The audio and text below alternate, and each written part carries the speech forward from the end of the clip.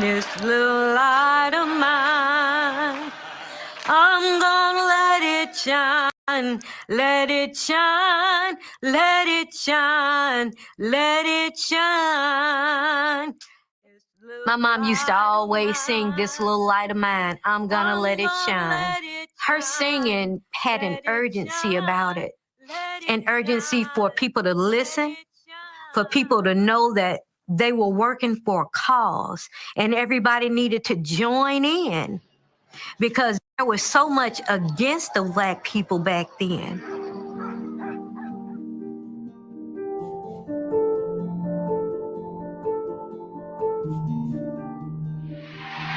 We've been down so long, we ain't got no other way to go but up.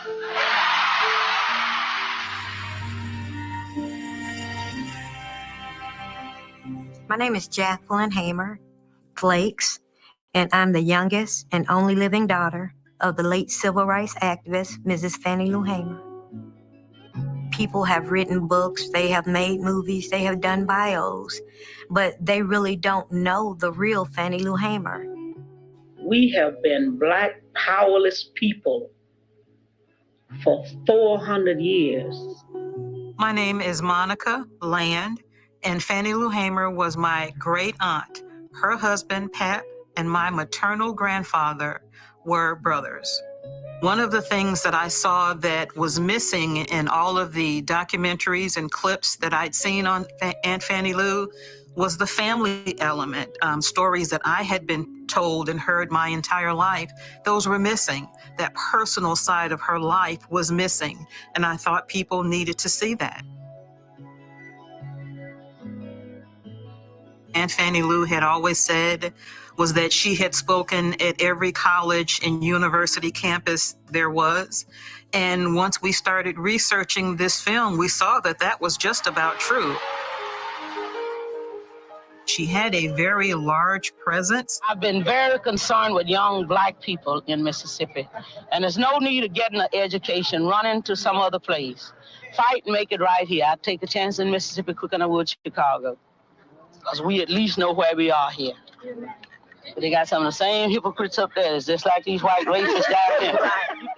I just thought, you know, why not let her tell her own story? She was known, you know, for her public speaking. She was such a fiery speaker. I didn't come to Washington to hear no bills being legislated that they would feed me in 1972. What in the world is going on between 972?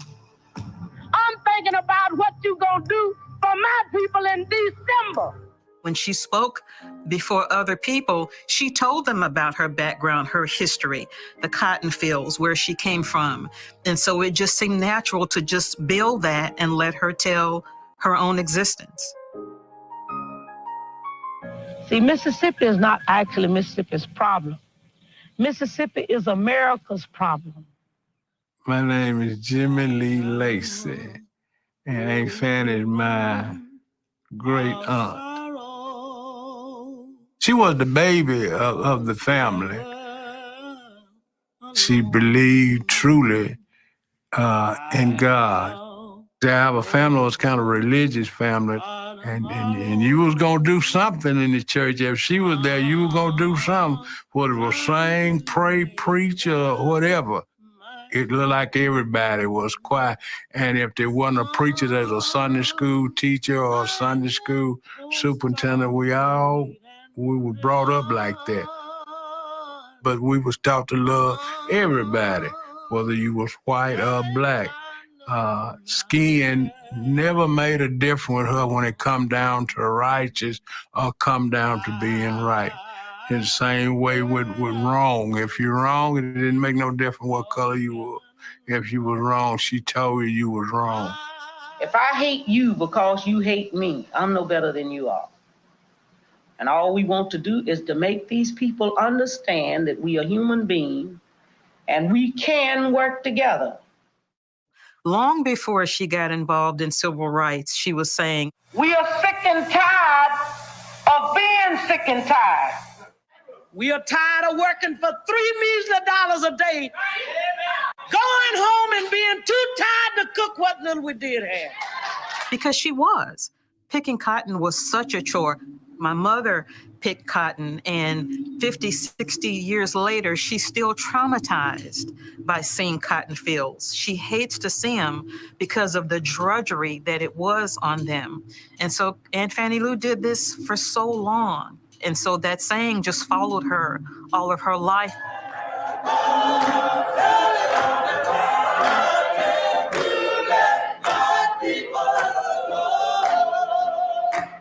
Her song moved people, it motivated people. The freedom songs that she sang, that's what she used, and she was good at it. Just think about going to a courthouse and just wanting to register to vote so that your name means something more than just having yourself being counted in the census, but just meaning something where you can vote for the president of the United States, vote for the people who are representing you in your city, in your county, in your state, in your nation. Just knowing that you have the power, or you should have had the power. But it took her going to Indianola and walking up to the counter and saying, "We're here to register to vote." She was out there figuring a way how to make people live better. She wanted better for her children. She wanted better for her community. And I think that was the driving force, to just make things better for everyone, regardless of their color.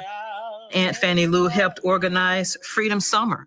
People should be expected to get beaten, they should expect to spend in jail, and that they should expect possibly somebody to get killed. She marched with Dr. King. She spoke. Malcolm X introduced her as America's #1 freedom-fighting woman. She felt the need, with others, including Mrs. Ella Baker, to create the Mississippi Freedom Democratic Party, or the MFDP. That a political party should be open to all the people who wish to subscribe to its principles. That was created because the official Democratic Party of Mississippi didn't allow Black people to participate. In 1964, when Mama Fannie went before the Credentials Committee, she walked in there with her purse on her arms, and I'm going to say she was only 5'4", but she was walking tall that day. When it was time for her to speak, she said, "Is this America, the land of the free and the home of the brave, where we have to sleep with our telephones off of the hook because our lives be threatened daily?" And while she was speaking and telling about all the horrible things that were going on in the Mississippi Delta, President Lyndon B. Johnson did all that he could to make sure that it wasn't seen. They went to emergency commercials. He didn't know that that night it was aired anyway. And people all over the world saw that. They saw that she was telling what was going on. She wasn't fearful about telling what was going on because she went point A to point Z. And at the end, she had tears in her eyes. So that let everybody know that it was serious. She was a very, very important part of the Voting Rights Act of 1965. What drove her was hearing that Black people could vote, and have a say in what she called their destiny. Here they come, followers of the Mississippi Freedom Democratic Party. They've been here at the House of Representatives all day long from this morning. They are all now under arrest, charged with unlawful occupancy of a public building.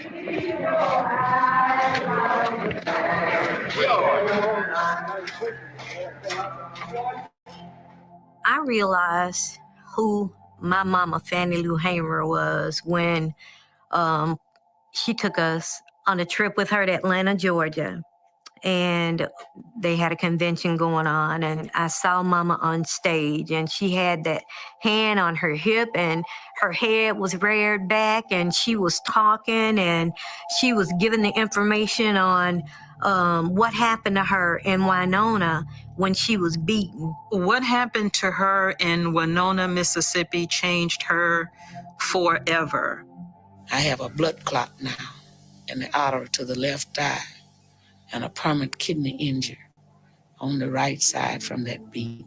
As they were leaving the jail, they were told that Medgar Evers had been assassinated that morning.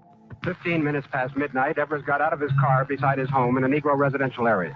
In a vacant lot about 40 yards away, a sniper fired a single shot from a high-powered rifle at Evers' silhouette. The bullet hit him in the back, crashed through his body, through a window into the house. He died within an hour at a Jackson hospital. She said later that that could have been what spared their lives, because she'd heard the law enforcement officials talking about killing them and throwing them in the Big Black River. But because Medgar Evers had been assassinated earlier that morning, all eyes were going to be on Mississippi, and it was going to be too much publicity to do that. And so she honestly believed that the unfortunate death of Medgar Evers is what saved their lives. I've been beaten in jail till my body was hard as metal. My house was bombed January 28, 1971, but I'm not stopping. One of the things that moved me about her personality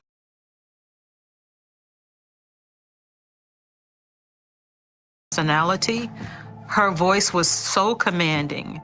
In 1963 or 1964, we didn't have many people registered in the Mississippi. But today we have 60% of the black population registered in Mississippi. We have 42 elected officials in the state of Mississippi. And one day you will be proud when you can say, Senator Fannie Lou Hamer, because I'm on my way there. She said that, you know, people may talk about me because they consider me uneducated, but still they were afraid of her because she had the power. We found all of these television interviews. Say, will you welcome, please, Mrs. Fannie Lou Hamer.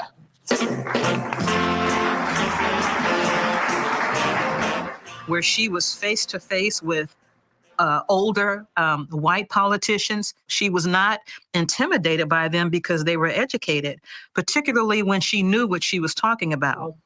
Even after the 1965 voting rights bill passed and they sent a few registrars in Mississippi, they were able to get a few thousand people registered, but they still is not accepted on the state book.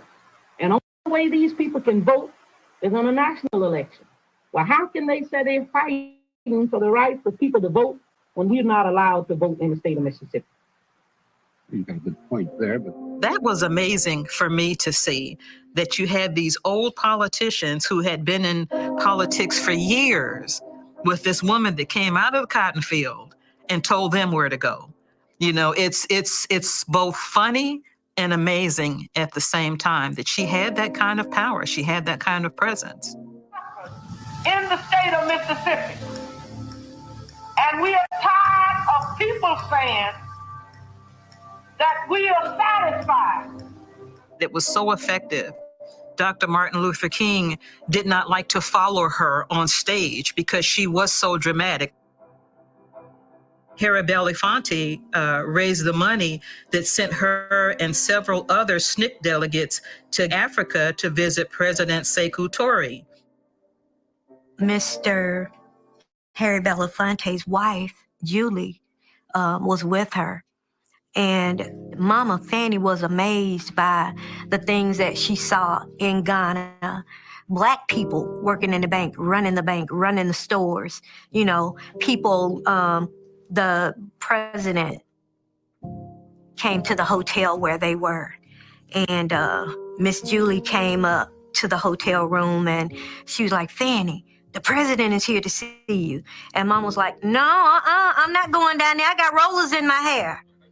So Miss Belafonte and her family, they all laugh about that because Mama was family to them. Whenever she was in New York, she stayed in their home. The picture that I saw that made me know that I'm gonna say Mama is famous was a picture of the Kennedys. And I said, Mama, who is that lady? She's pretty. And she said, that's your godmama. And I'm like, my godmama? And she said, that's Jacqueline Kennedy. And I'm like, oh. Now, I don't know if she was just saying that to make me feel good, but I'm still hanging on that, sir. That's my godmama. She had this best friend, Miss Rose, and she would write letters to Miss Rose where she's really just being a mother and being a friend. This is a letter that Mama wrote on October 13th, 1965. Dear Rose, I received the package today. Thank you. Thank you very much. Rose, I've been very sick. Also, my husband. He stayed in the hospital 14 days and nights with a slipped disc. It's also corrupted. But he's up now, not well, but better. And I am better. Thank God. The children are fine. They're in school. I hope all your family are fine. Rose, my daughter that's 21 is going to be a mother in November. If you can find any used baby clothes, please send them to me, Rose. Rose, I met a wonderful lady in Portland. She knew you. I told her you are a mother for me, although I'm the oldest. I thank God there are people like you who care. Last night, we watched 2 cars stop in front of the house with white people in them. We saw one fella get out and a white girl. We don't know why they stopped because there are no white people on this street. Who do we report this to? Nobody have been convicted. That's what make me question America. How can we say this is a free country when all this can happen? Oh God, I wonder how long. Well, I have to tell you, as you're one of the greatest friends I ever had. Answer soon. Yours for God and for justice, Fannie Lou Hamer. When our lead researcher and consultant, Dr. Megan Parker Brooks, found the letters and I started reading the letters, it was just so sad because she really poured out her heart to her friend Rose Fishman.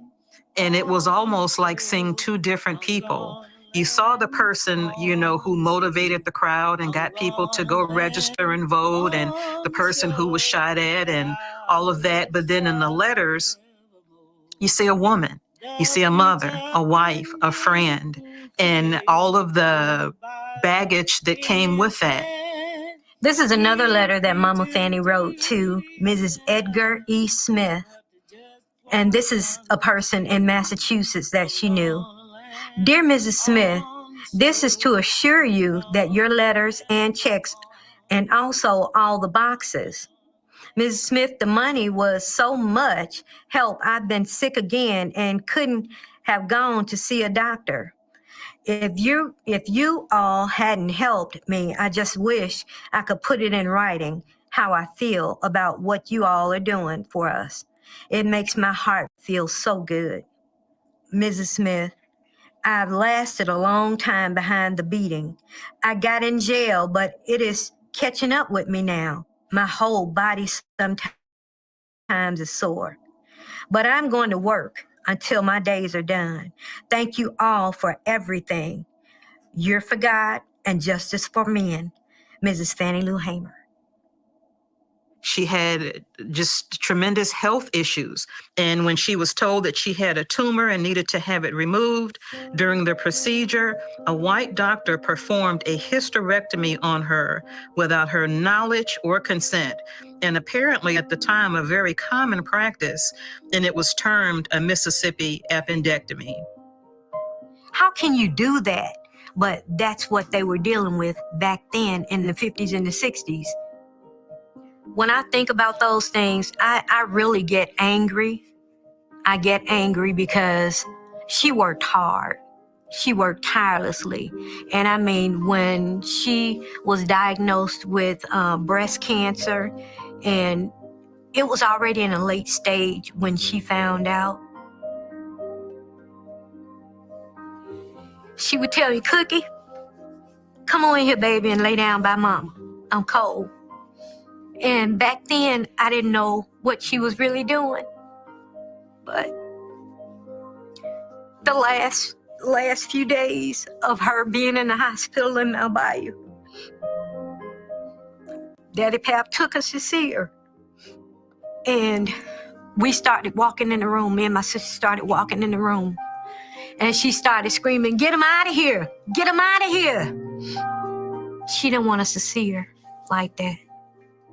So my memory is not of someone who's frail or anything like that, because she never let us see her at that point. But my memory is, Cookie, baby, come on in here. Get in the bed with Mama. Just thinking about her. Loving and caring for 4 daughters, of which she didn't give birth to any. But she loved us, and she took care of us. Every time I come out here, I can just feel her spirit. We want to determine some of our destiny. And this is what Black Power means. She is such a tremendous part of our history. It's so sad to me, and all that she accomplished and tried to accomplish, most people don't even know who she is. We take for granted being able to walk in the front door of a grocery store, being able to go in any grocery store. We take for granted being able to go to the schools of our choice. We take for granted being able to eat anywhere we want, sit anywhere on the bus, drink at any water fountain.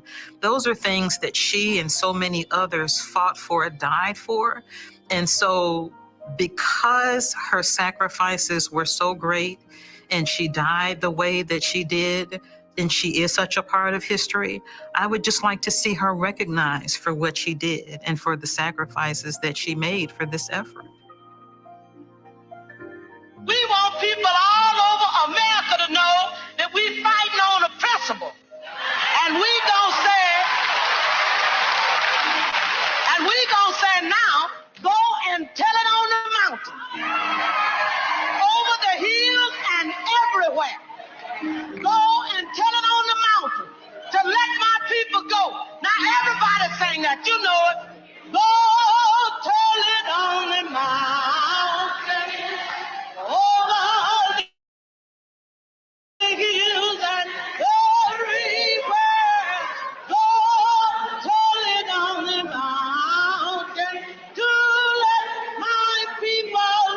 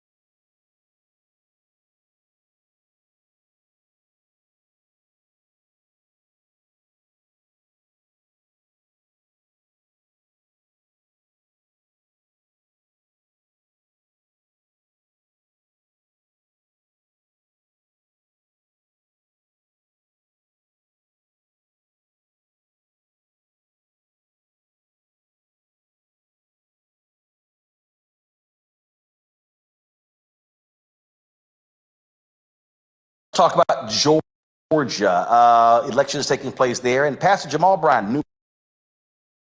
Where to sit down, where to sleep, where to pay for abortions, where to buy a gun. And you think they not gonna tell him how to vote?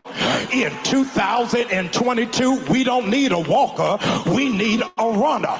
We need somebody who gonna run and tell the truth about January 6th. We need somebody who gonna run and push for the cancellation of student loan debts. We need somebody who gonna run and make the former president respond to a subpoena. We don't need a walker. We need somebody who will be steadfast, unmovable, always abounding, knowing that your labor is not in vain.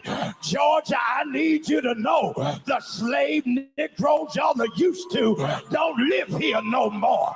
We can think for ourselves, function for ourselves, and vote for ourselves. Why? Because we don't need a walker. Well, can't wait to hear the reaction from our panel. Julianne, you're up first. I just love